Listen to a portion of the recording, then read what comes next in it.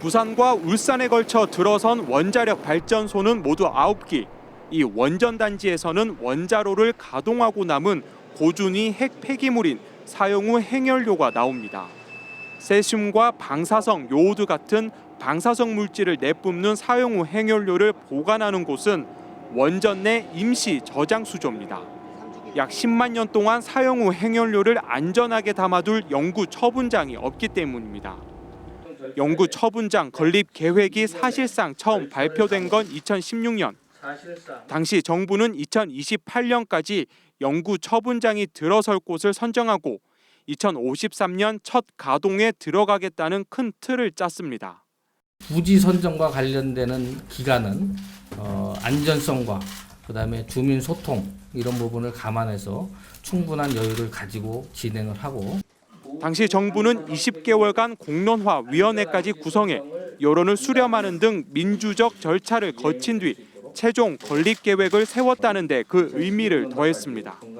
그러나 원전을 낀 지역 주민과 시민단체들이 제대로 된 여론 수렴이 없었다며 반발했고 연구 처분장 논의는 단 한 걸음도 나아가지 못했습니다.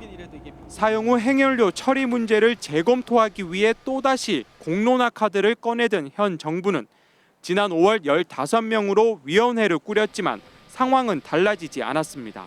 재검토위원회를 구성할 때부터 부산시 등 원전 소재 광역자치단체는 위원회 참여를 줄기차게 요구했지만 정부는 이를 무시했습니다.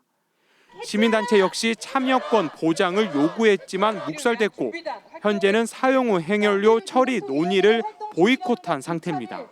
여기다 재검토위원회에서 나오는 자료 목록조차 공개되지 않아 이름뿐인 공론화, 밀실 논의라는 지적까지 나오고 있습니다. 어떤 것들이 어떻게 돌아가는지, 이게 지역에는 어떤 영향을 미칠 것인지, 우리나라의 향후 원전 정책에는 어떤 영향을 미칠 것인지 이런 것들에 대한 아무것도 알아볼 수 없도록 돼 있다는 겁니다.